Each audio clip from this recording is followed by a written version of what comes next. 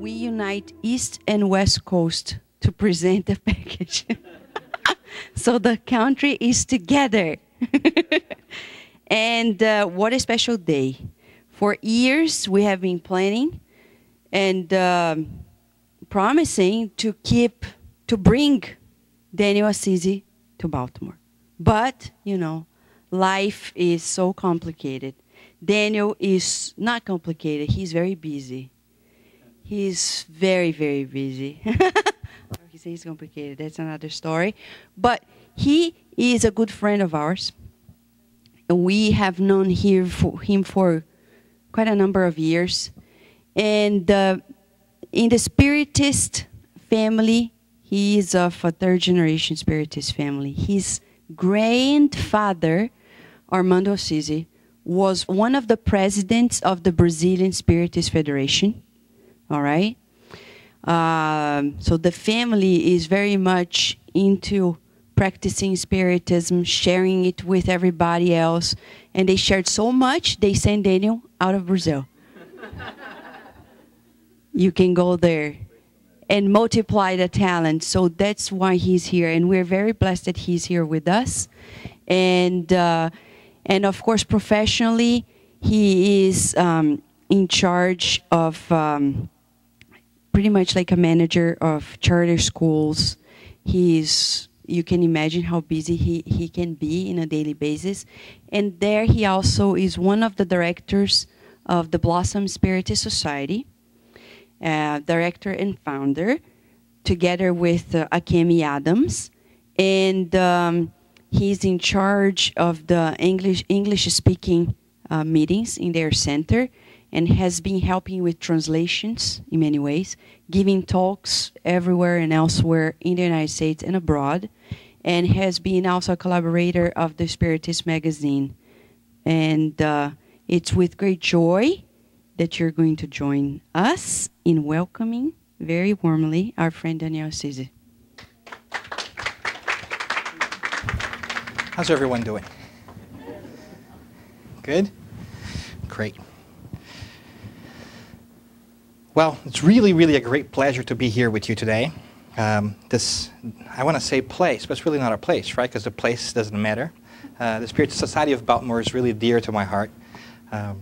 For years, we've been following what you guys have been doing, talking every so often with Danielle and Vanessa, and I've known these guys for quite a bit of years too. It's always great to be somewhere else, very far away from where you live or call home, but nevertheless, be able to feel completely at home and partake in the joy that is to be with people that think the same way you do, that want to evolve, to want to go forward the same way you do, and that really kind of straightens our bonds of friendship, but also reminds us that this is a beautiful thing that we're doing, to try to come together, whatever it is, our beliefs, our inclinations, our perceptions, to try to find meaning for life and grow together. And this topic is extremely, extremely interesting because how often do we get to talk about this, right? We see that every day in our lives, and that's one great thing about Spiritism that's very practical. We can get all this information and all this theory that we learn, and we can apply to our day-to-day lives right now. And as we clearly know, our nation is faced in very difficult economical times, and having the opportunity to brainstorm a little bit about that, it's great. It kind of gives us direction. So, but before I start, though, I got to say that it's really great to kind of be the last one to speak, because when you got like nice, caring, smart people that speak before you, they do all the heavy lifting, right? So I just have to go over here, crack some jokes, be nice, and then hopefully everything's going to be okay because everybody said what really was important. But what I do want to talk to you a little bit is about the christ-consciousness, solutions for the crisis, because I think that Spiritism has this very practic approach to things. It really helps us put the foot, the pedal to the metal to find practical solutions for this whole crisis. Before we start talking about Christ consciousness, and I want to do that in a very different way in a bit. I was pretty sure they're going to cover everything that was really important, so I'm going to take a little bit of a detour if you don't mind. I want to do a little bit of a Zen approach, talk about Christ indirectly, about christ-consciousness, if that's okay, because I think Spiritism is a beautiful, progressive body of knowledge that allows us to really look at the world differently. So before we talk about a stimulus package, we have to understand why it's the stimulus package for, right? It's a crisis. So what is a crisis, I was thinking. So because I have to rely on people that are smarter than me, I went to the dictionary and kind of looked it up. And the crisis is defined in the dictionary.com, which is based on Random House Dictionary. It's a stage in a sequence of events at which the trend of all future events, especially for better or for worse, is determined as a turning point.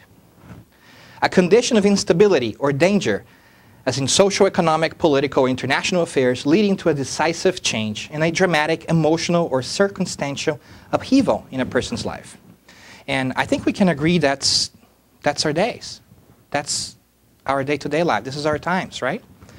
And to illustrate that, I found that a little bit of art could help us. We have Edvard Munch's The Scream. I think we all know that famous picture that conveys a lot of the desperation about the loneliness and somewhat of the dense darkness of it all. So I wanted to revisit first the concept of crisis so that we can kind of come together as a common denominator on what is it that we're trying to address, right?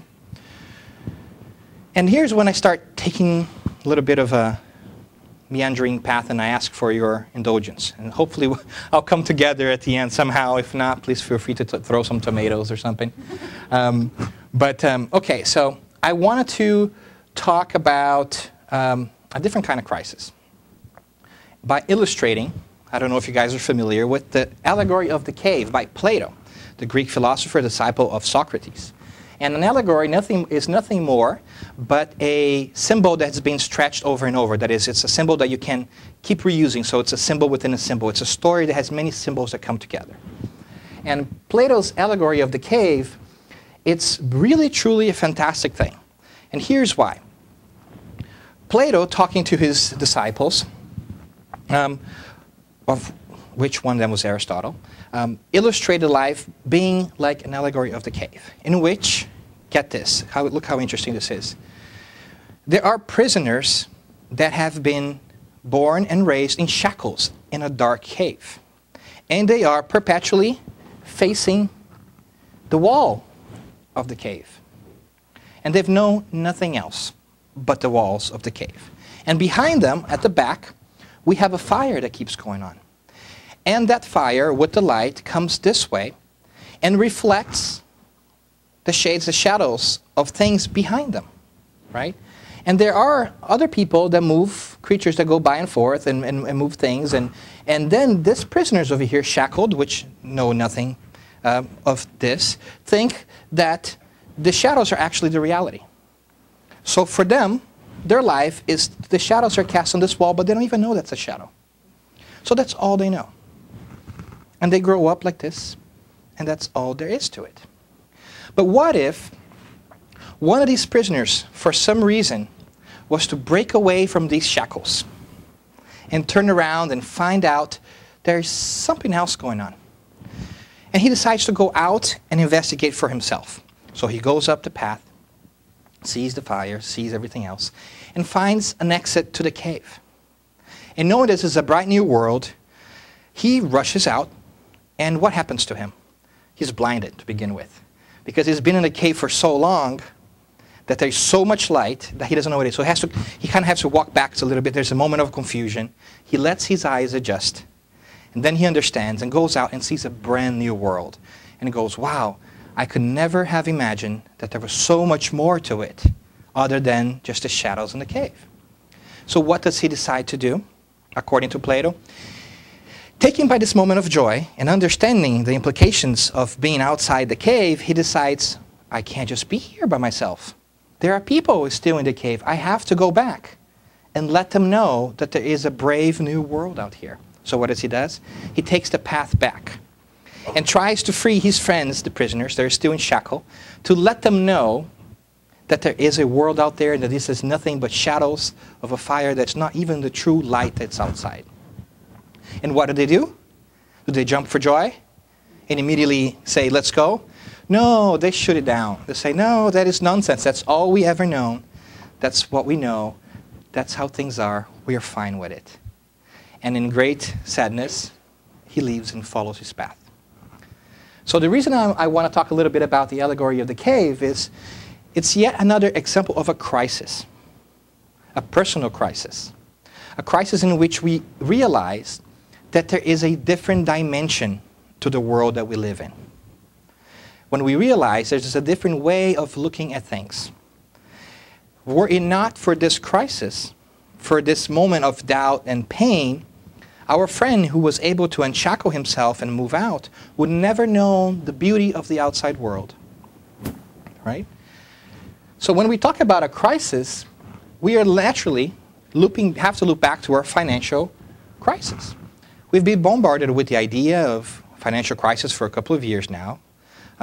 We all heard the stories about foreclosures and banks crashing and everything else. And we always ask ourselves, was this warranted? Did we do something wrong? Did we create this? What happened? What was going to happen next? And we end up engaging in a lot of self-destructive thought, a lot of damaging attitudes, right? We've heard about the foreclosures, the subprime crash, which basically was we were lending money to people who could not afford it, to have those loans repaid properly. Because they wanted to have those things. They wanted to have the material things that other people did. They wanted to have more. They wanted to have, their neighbor had it, they wanted it. They wanted a Rolls Royce, they wanted a car, they wanted a bigger home. And because of that, the whole system collapsed when we understood that we could not just borrow, and not pay back. As a consequence, banks lost a lot of money because all of a sudden they couldn't be repaid. So they decided to cut back. What did they cut? They cut jobs. And then we go into a frenzy, right? We're losing jobs. So people then, thinking there is a crisis in the horizon, what do? They start preparing themselves. They start cutting themselves before they have to, because they know it's coming. So therefore, they take a proactive stance so that they don't lose their wealth, their physical wealth, and cut straight away. And when you cut straight away, what happens? Those people are let go, and a snowball effect takes place. So whether there is a crisis or not, there is also a self-fulfilling prophecy to it. The moment that we believe things are going down the drain, we start to fend for ourselves. We start cutting loose of all the ties that we have. We freak out, for lack of a better word. And we all go down together. It's kind of like rearranging the chairs on the Titanic. There is no point, right? The Titanic's going down, but we're still rearranging the chairs on the Titanic. So, obviously, this is a traumatic experience. I mean, we see here an example. This is, the exchange markets and everything else crashing, and we're seeing those numbers flashing and people being extremely desperate about it, panic everywhere. And obviously, I don't want to downplay the crisis. I'm saying it's obviously a tough, really tough thing because people lose their jobs, their livelihoods, and that has a snowball effect. So it's a really terrible thing. But the fundamental question that we should be asking ourselves is, are we worse morally, individually, because there is a crisis? The fact that we have less wealth, does it make us less of a better person? That's one thing that we keep forgetting and that we talked about briefly here, which was because we don't have the material wealth, does it mean that we are not good people? Does it mean that we can't carry on? What do? Right? And that's when we go into the physical experience that Leo and Carol and Vanessa talked about as well. We oftentimes confuse the physical experience with being the ultimate thing. We confuse the means with the end. To talk about money, which is always a really tough topic, right? And I think it was covered so very well that money is not the root of all evil, right? The love of money is the root of all evil. We always misquote that, actually. We always say money is the root of all evil, but it's actually the original thing in the Bible is the love of money, the attachment to physical things. So what I wanted to do was I started thinking, what is money? Right? So I imagine, I have a vivid imagination. I went back to my mind and I started thinking, when did money come about? And what was there before money? And obviously the first thing I imagine are two cavemen walking around Ooga Booga style, right? Caveman number 1, let's call him Joe. And then caveman number 2, let's call him John. Joe goes to John, looks at his fur and points and goes, ooga booga. John looks at his fur and says, ooga booga. Joe goes back, ooga booga. John turns around and see his clave and says, ooga booga. So now we have Joe and John. Each one has something that the other wants. So they swap their fur for their clave. And there it goes. First financial transaction ever recorded in humanity. Right? So that makes complete sense. That when you have something that somebody else wants and they have something that you want, it's easy. You just swap it. You just barter it, right? You exchange one for the other. But let's put more people into it. Let's say there is a cave woman. And I, as the caveman, want to impress said cave woman. And therefore, I want to get that, that fur that was purchased before to buy and offer to her instead of hitting her over the head with a clave. Because we know that's not the proper way of doing things. We've learned. We've developed. We get there, and then I go out to the not a caveman and ask him to exchange that for something else, for another clave, and he doesn't want to. He wants something another caveman has, but I don't have anything that caveman has that I could give him to get that and then exchange here. So it gets to be a very complicated system really quickly, right? So what do we come up with as a, humanity? Precious metals. Everybody likes the shiny things. Ooh, it's shiny, right? So we find these metals that are not so, common, and we start using those instead. I said, well, I'm going to give you so much of this little metal because everybody wants those metals. It's something common. So it's easy for you to get the metal in exchange for something else. So it gets a little bit more abstract. Can you see that? So we start carrying around gold and precious metals. And then we decide that's really too complicated and they're kind of heavy. So we decide, you know what? Let's create currency. And by the way, currency was first with the heavy metals. So you have those gold coins and everything else. They were worth exactly their weight. Which actually is a funny story, by the way. The funny, really smart guys, I don't know if you know this, but in Rome, some of the coins, do you ever know why there's a little, some slits on your coins around? Because those first smart guys, knowing that they was worth the weight, what they started to do is they started to shave those coins. So they have they can still use for their value, but still have those shavings at which they make another coin. So they start making those little slits so that that if the coin didn't have the slits, it wasn't worth its own. Anyways, see, there's always some cheating going on. Because that's the level where we are still. So we got into currency, we got into paper. And now the paper is supposed to symbolize what? The amount of precious metal that you have. Instead of carrying that around, we have a paper.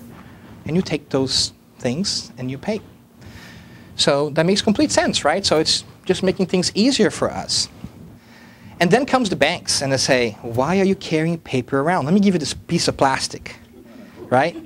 That can carry this for you, and that way you don't have to carry those things. And then it gets really abstract all of a sudden. Before it was objects, and then it was precious metals, and then it was paper, and now it's just numbers.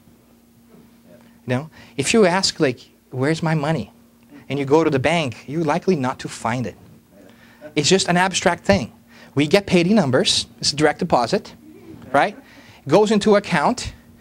We maybe touch it. I don't carry cash anymore because if I do, I spend. So that's rule number 1. Don't carry cash with you spend. I run the card, and then it's just kind of a really interesting process, right? We spiritualized the process, right? We went from the physical to the abstract. It's funny how the physical world works that way too, right? So, and now people are literally pulling out their heads, which is really sad because I have none left. Because numbers went up or down. So once you take a step back, we start thinking, wow, why are we living our lives based on numbers? Another way to illustrate that makes a lot of sense to me is to find out, possessions and versus moral values. What I owe is not who I am. But sometimes we see it so much that we swap it a little bit around, right? My first car, if you mind, I'll tell you a little story. It was called Gigi. GG was 2 G's for the grocery getter, because it was a beaten up Toyota station wagon that I bought for $3,000. Best car ever.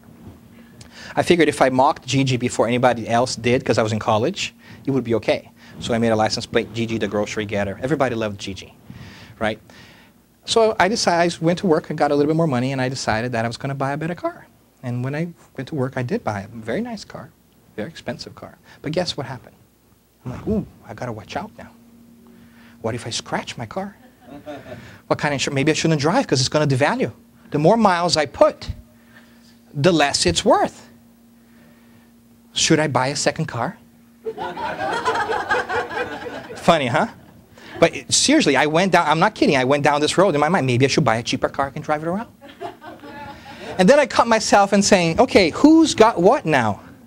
Do I own the car, or does the car own me? Right? And then it was an important moment for me, because I realized that who owns who? What's the point of me working to get a physical thing if later on I won't use it, I'll be worried about the physical thing? What have I done? What did I do it for? Right? So in this crisis, it reminds me a little bit of this. Sometimes we lose touch with what's really important, what we talked about the experience, the family, the use of things. And we focus on what's visible, right? Because what's visible is still easier for us to understand. Even though we're beginning to understand and realize that there's more than just meets the eye, right? I don't know if you guys ever read a lovely little book called The Little Prince. It's a marvelous little book. It's fantastic. It's really worth reading slowly because it's a really deep book. Sounds very simple. It's like 20 pages long. I don't know. But the Little Prince there, in his conversation with the grown-up, by the way, grown-ups never get anything. That's what the Little Prince says. He says, you know, what's essential, it's invisible to the eye. And that's a beautiful quote, right? What's essential is invisible to the eye. Sure, we can have a better car. We can have a better house, and that's okay. We are allowed to have that. But are we slaves to it? Is the car driving us, or are we driving the car? Is the home defining who I am, or am I spending my whole entire existence to pay for that home that I'm not enjoying because I can't stay in it because I have to go to work to pay for it? It's a curious thing. And we are always reminded, of course, of the Christ that says, for where your heart is, there is also your treasure. And that's a very interesting thing, how thousands of years later from Ooga Booga land, right, we find ourselves trapped by the very thing that we created to help us in the process. Whereas money or wealth or physical things are meant to help us in the process so that we can achieve that way we should want, which are moral values, sometimes we walk off a little bit of the track. And that's okay, because it will happen. But then there are moments and beautiful events in our lives that reminds us of the important things, that makes us stop and think about things. This financial crisis is one of them. Is it painful? Absolutely. Will it go away tomorrow? No, we will not. Will it change our lives? Yes, and we hope so. Because it's forcing us, literally, to reconsider how we do things. And that's very interesting, because I've read a lot of, I'm reading it, you know, I listen a lot on the car. I live in Los Angeles, so I do commute quite a bit, like 40 minutes a day, which is quite a bit for me, because I'm really lazy. And I listen to NPR and National Public Radio, and there's a lot of reports coming out that a lot of families are cutting back on entertainment expenses, right? Because that's the first thing that you should cut when you're cutting back, when you're having a tough time. They're no longer going to the movies. They're no longer, you know, playing video games because they're expensive. And what are they doing instead? They're talking. They're talking to each other. They're playing board games. Now, have you guys heard about the concept of staycation? Yes, right? Because there's vacation and there's staycation. A staycation is when you have a vacation but you don't go anywhere. You stay at home.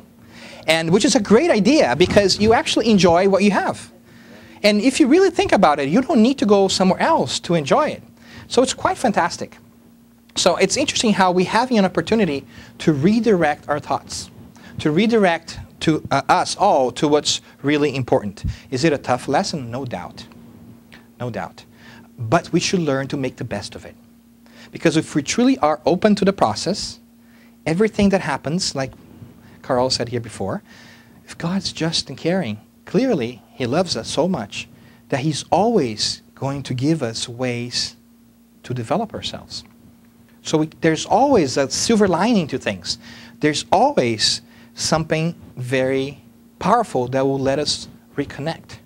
Even if the crisis was not our own cause, even if we didn't cause it, we're not directly involved with it, we still benefit from it in the sense that we should stop and think about what is it that it's going out in the outside world and how that affects my inside world, right? And that's the biggest tip, I guess, I can really give you, if any. I was thinking, what kind of practical solutions for the Christ? Could I come with an enlightened thing, some beautiful saying that will make you go like, wow, and I just really want to do that to help people change their lives? And I realized I can't do that. So I have to rely on smarter people like Plato, like the folks that went before us and talked a little bit about this stuff. And it kept coming to my mind, what can we do in a practical world? And this crossroads that we find ourselves in. Stop, look, and listen. Stop. As in, stop rushing through the process and just stop. Right? There's a beautiful passage actually in the Old Testament that says, be still and know that I am God. Right? Because if we are just running around, then there's no point, no time for reflection. So let's stop. Let's stop things the way you're doing. Doesn't mean we got to stop everything. Let's cool down. Let's take a breather. Let's look around. Let's look outside our worlds, physical world and our internal world, and ask ourselves, what is it that I want? And let's listen. Let's listen to what divinity, God, consciousness, whatever it is that you want to call it, a higher divine power is telling us. And what are we telling ourselves? Because we never listen to what we really want to do. We just go. Keep going. Let's meditate. You're agonizing over something, maybe we can pray. Let's try to reflect. And what can that really give us? I figured, well, one way of looking at the world and going outside ourselves to think about things that are sometimes outside of our regular passage, a mode, at least for me, is I figure the best way to really talk about Christ consciousness in very practical things about detaching oneself from matter would to quote the Buddha. Because all these beautiful divine processes and thoughts, they're all related. We all work for the same boss. I don't see why we still keep arguing about it. It's the same boss, right? We all report to the same guy. So there are a lot of things, and there's nothing more Christ consciousness than the teachings, for instance, of Buddha. And the first there is something called Four Noble Truths, which he arrived after a lot of meditation. He went out, he was a rich prince, the mythology goes, walked into the world, saw a lot of misery, had different signs, realized that his palace, his shelter life was not it. So he decided to go out and see the world for himself and change. So he meditated and came up with Four Noble Truths. And this is a beautiful psychological treatise, by the way, because it clearly foreshadows psychology in the ways that would come thousands of years, about 2,000 years later, but also points us in a very introspective direction, which is very interesting. And he said that the first noble truth is life is a trial. We're often going to find that translated as life is suffering. But what really, the original meaning is life is tribulation. We go through troubles, through problems. But clearly, I think we can agree that life is not about suffering, right? Life is about thriving. It's dealing with suffering. Suffering, I want to say, it's a choice. Pain might not be a choice. Suffering, however, is. So the first noble truth is that we need to find that life is a trial. The second noble truth that he came up with is the origin of suffering is attachment. We suffer because we want things. If we don't want things, we don't suffer.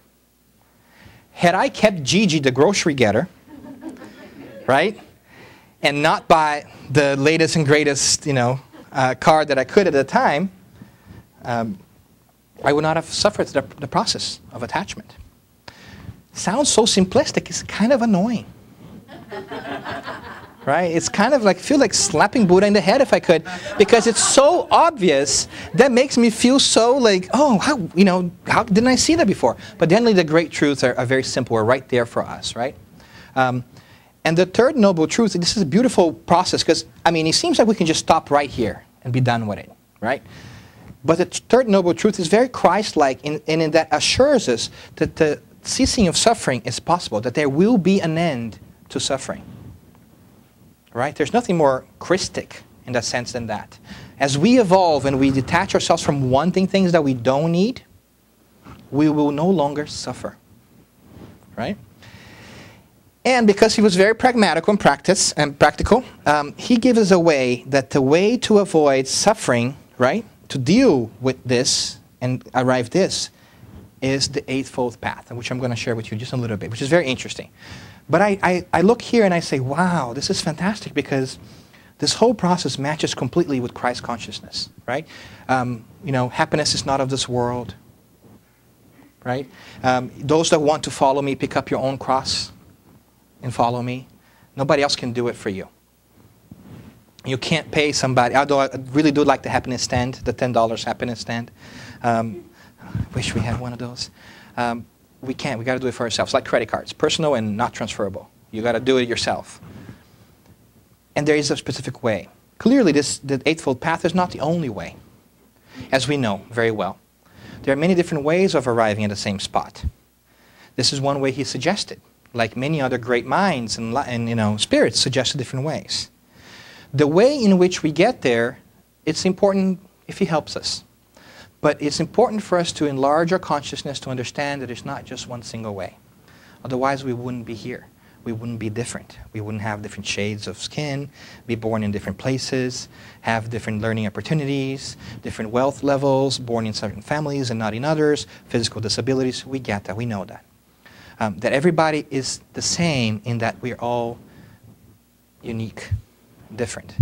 But we have different characteristics. So the eightfold path that Siddhartha Buddha shares with us is to start with the right view, to look at the world with the right way, openness, and with the right intention, to focus towards what is it that we want to do.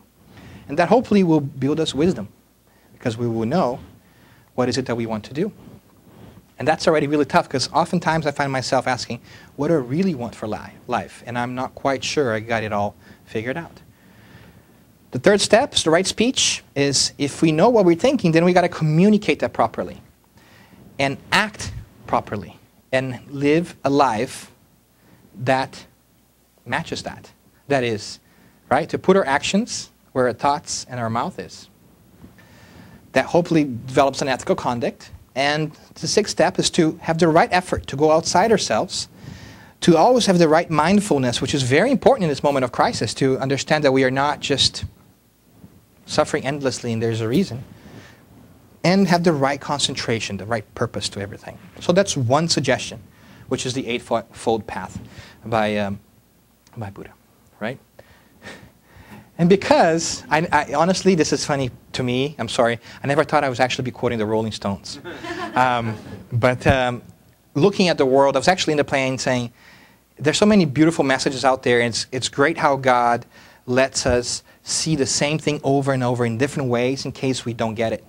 Maybe the Buddhist approach doesn't resonate with you, right? Maybe the whole figure of the Christ hasn't really resonated with you either, because we've done a tremendous disservice as a humanity through the times in forcing down people's throat an image of Jesus that might not be the most accurate and most caring and loving. But sometimes something like a song from the Rolling Stones that perhaps are not the best role models out there, and just perhaps, might get to you. And I found myself humming this over and over again from a song, right? You can't always get what you want, but if you try, sometimes you might find you get what you need.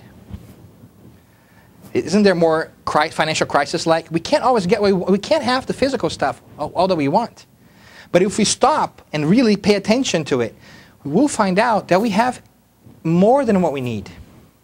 Maybe I don't need that extra car I don't need to agonize over the house. Maybe I don't need it because I have my family.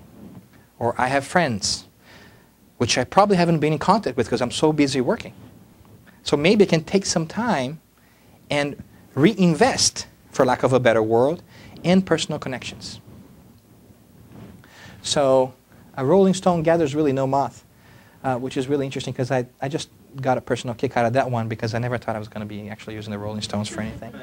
And that's what I think is so fantastic about Spiritism, is that it is a progressive body of knowledge, right? It's always moving forward, and it's allowing us to take the blinders and the shutters out of our own ways of thinking, which is really hard because we've been conditioned to think and act a certain way, not just since we were born, but now we know that even before that in other lives.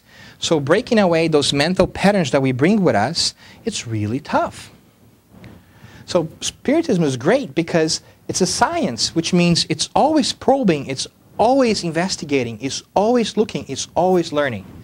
Which means we should always be probing, we should be always investigating, we should be always looking and trying to find things out. And obviously it's extremely hard to do this because it requires effort all the time and we're not just there yet, but that's okay.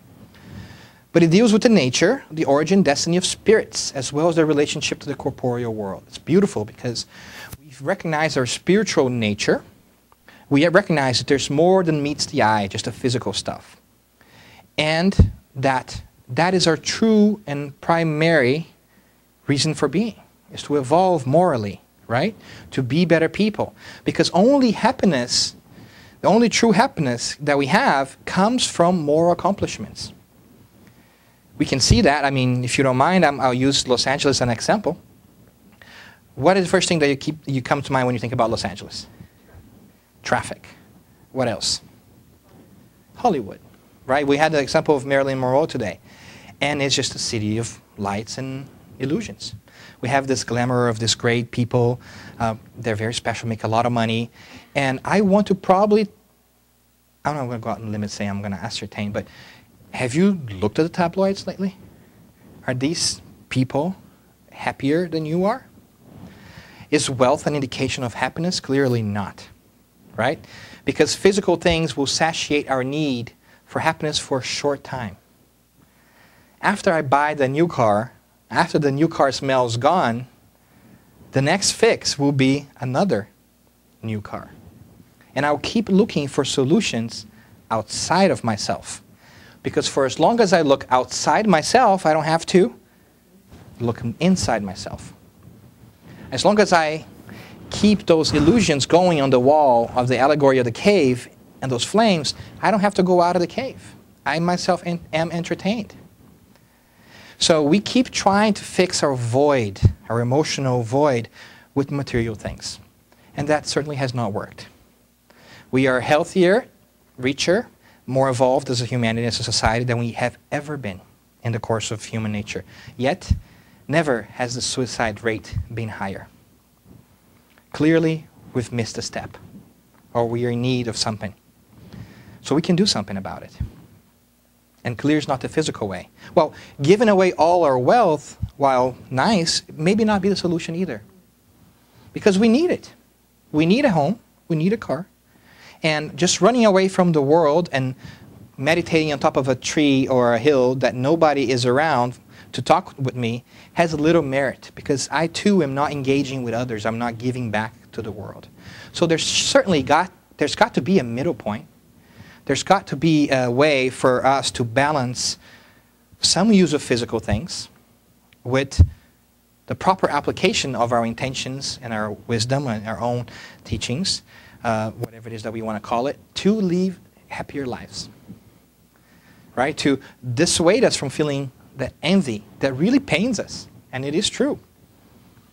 To practice, because everything is born out of practice. We still have this idea that it just magically happens, or people are naturally smart, or they were born that way, and there's nothing we can do about it. And unfortunately, our society values that too. The effortlessness of things. It's always the get-rich-quick scheme, the get-thin-quick scheme. Something quick right now to fix, to give us that fix that we are waiting for other people to do for us. But we've known through study and through the understanding that through Spiritism, because we are in contact with the spiritual world, we see that there is something outside, that there is more to it, that it takes our effort for us to break that barrier of just the material things. And because we can now see what's so-called invisible, we are assured that there's more than meets the eye. Spiritism is great because of that. It reminds us on a daily basis that there are great souls that came before us, and they're giving us a lot of moral guidance and support to let us know that even though happiness is not of this world, there is another world that we are intermingled with, which there is a great more joy and pleasure, where we are not as concerned with passing of time, of gathering of material attachments, because we cannot carry that with us, right? So it's a fantastic and most formidable opponent to materialism, Spiritism. Not because it's going to fight materialism and it's going to end it, but it's because it's going to show through facts, through reason, that there is something more. And therefore, we'll be able to make our own choices. And that's what something that's truly fantastic about it all, is that once we realize that, we see crisis differently. And it's no longer crisis. It should be like crisis, yay! Yeah. Because look, if we look at it from a spiritual perspective and walk down the road with me, a stage in a sequence of events at which the trend of all future events, for better or for worse, is determined, a turning point. Let me ask you this. If there was not a financial crisis out there today, would this still be true? Wouldn't it today determine the rest of your life? Wouldn't the decisions that you make today determine how your tomorrow is going to be? As we have the feeling of cause and consequence that Spiritism explains to us so well, every moment is extremely important. Because at every moment, we are given a choice. And that choice will likely determine our future. So in a way, we live a crisis every day, every moment. A turning point, possibly. It can be a difficult moment that we find ourselves in. It can be a dramatic emotional circumstance in our lives. But whatever it is, if we don't agonize so much about it because we're so worried about the physical, we will have the presence of mind to stop, to look around, to listen to our intuition, to our spiritual friends and helpers, to understand that we are in control of our own actions. The only thing we can control, and that's barely, is what? Ourselves. Certainly I can't control other people. I tried, it doesn't work. I think we all tried, right? We all want other people to do what we want. But it doesn't work. And even if they do, sometimes we don't like it. Because we want them to do out of their own heart, not because we want them to do. Anybody that has a spouse, husband, partner, probably figured that part out a long time ago, right? So we have to do that by ourselves, take personal responsibility. So the financial crisis is really a calling for us to say, these are tough times, let's help each other, let's stop the world we do, the way we do things, let's revisit how we are going about our priorities. Are our priorities really our true priorities? Is that what we want? Let's look around and see what are the things I could be doing, what are the things in my life that could be better. What could I change? What should I stay the same? Because it's good, right? We got even that in the question 909 in the Spirit's book. St. Augustine gives us a very practical advice, which is every day, evaluate how your day went and think, what are the things that I could improve today? What are the things that I didn't do so great, but that I can improve tomorrow? What are the things that I did well, and I want to continue to do that? Because, as Aristotle said, we are what we habitually do. So it's a very interesting moment for us to dissuade ourselves from the illusion that there is just one big monster out there and that somebody's got to do something about it. Probably the government. Right? This nation was founded on the ideas of life, liberty, and the pursuit of happiness, of commitment, of putting your sleeves up and getting to work and coming together. This is an extremely generous country. We give more foreign aid than any other country in the world. But let's give to ourselves too. Let's give to our own selves enjoyment, the ability to partake with each other, to be with each other, to really ask ourselves, is it worth to work those 60 extra hours if I don't have a time to spend with the people that I'm doing it for? Maybe for a short period of time, yes. But maybe we need to evaluate. Maybe I don't need that extra, work that hard for the extra new car. Maybe my current car suits me just fine, and I can use that car and spend more time with doing what I really, truly love. So it's a really interesting moment that we find ourselves in. It's really fortuitous in a way that we are being constantly called to reflect upon ourselves. The financial crisis is yet another reason, another terrible circumstance in which we have been called to look at what's important to us. To mind, it always comes the example of September 11 as well, which is a horrible tragedy. No doubt has pierced our hearts tremendously, but it also gave us the opportunity to say, you know what, we need to make a better world out of this. The financial crisis teaches, again, to refocus on ourselves and the world and the beautiful things that are out there. And in place of the Edward Munch, the scream that we saw in the beginning when we had the crisis, I figured, what could we put out there that would cheer us up? And I'm not a very flowery kind of guy, but I figured that flowers are a beautiful thing because they're there every day, and oftentimes we just don't see it, right? We go by and we just take it for granted. And yet, it's there every day. And our spiritual mentor, Joanna de Angelis, said that flowers are God's signature on His creation. Just an extra thing that really we didn't need to, but just to let us know that it was Him. So it's really interesting for us to see the things that are already there. In our search for pain, for solutions and for everything else, we oftentimes don't see what's right there beside us. Today we had some great examples of that, if I may, really quickly. We had a beautiful and a very opportune message right at the beginning. We talked, Vanessa talked about finding ourselves and the whole dealing with our emotions and understanding envy. We followed up with the idea of examples from the spiritual world of situations in which we find ourselves after and realizing that we could have used our physical opportunities better. And I always have to plug a beautiful book, which is Heaven and Hell. If you want to take a look into the here and after, I always call the Spiritist soap opera. If you're interested into finding out how people's lives go, read Heaven and Hell, the second part. It tells us how they were in life and how they are on the other side. It gives us, very palpable connections.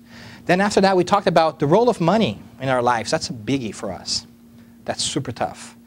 Because it's so easy to be, fascinated by numbers or by the idea of what it really brings us.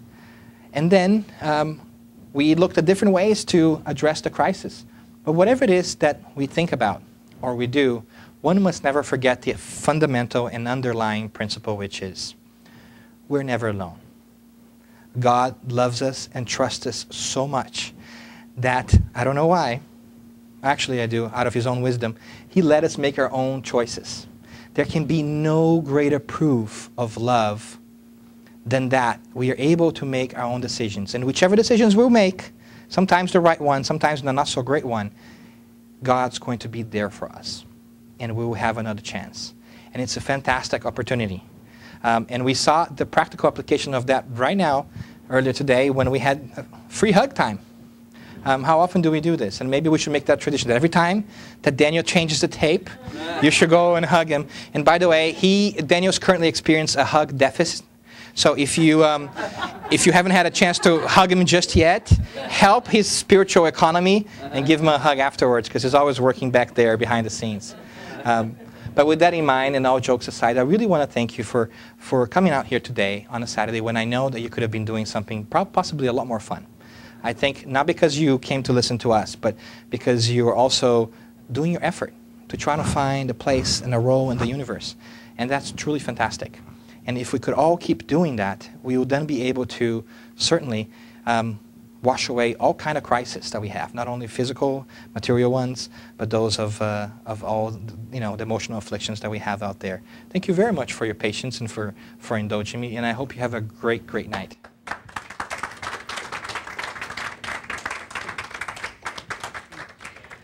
So thank you so much, Daniel. And now, because we are going to have our organic fundraising dinner now, and Daniel is going to be among us, we would like to ask you for your questions. Do not hesitate to approach him and ask him questions that pertain to the topics. And you can ask all of your questions to him. Because he volunteered. That's why he got the red eye and spent his time sleeping during the trip so he could be ready for so many questions. And so let us wrap up our moment with, because we know we're not alone here. In these moments, we have many loving and kind spirits that have been here, taking care of us. And all that they need now from us to give us more into this stimulus package of spirituality is that we remind ourselves of a teaching that Jesus brought to us, and it's not in the Bible. It's in a book that was psychographed by Chico Xavier. Of the 412 books, this is one of them. It's named Jesus at Home. And he says, somebody was approaching him to talk about what is this kingdom of heaven that we all look for. And he said, well, it's like the Lord once observed that his people were not doing well. They were sad and alone. So then he called the angels and said, please take the seed of this precious tree and bring it to the people. Give it to them, and it will bring them happiness and harmony. The angels came down to the earth crust, joined the people together, and gave them an orientation, in modern terms, about the precious tree, and said, here is one seed, that's all you need, is one seed, and it's going to give you the tree that is going to bring to all of you happiness and harmony. But the angel said, you are going to have the soil, you the tools, you the water, you, and each one would have something special to contribute in this effort. But the minute each one of them went back home and the angels flew back to where they are, they got home and thought, how can I have the tree for myself? The tree of happiness and harmony for me. How can I be happy? How can I be harmonious? So they start thinking, well, I have the soil in my hands. If I don't share it, people are going to have to give me what they have. So they started battling each other, thinking that one of them could be smarter than the other and get the seed of the precious tree for them alone. And Jesus says, the battle went on and on and on, and the seed wasn't planted. So this is the surprise element in our spiritual stimulus package.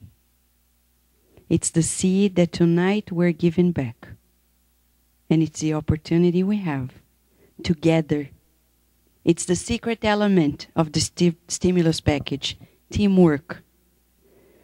It's more than a bipartisan effort. It's a multilateral effort, without which we're never going to have this unique seed of happiness and harmony up and running and giving us the fruits of happiness and harmony. With that in mind, let us stay tuned to the good spirits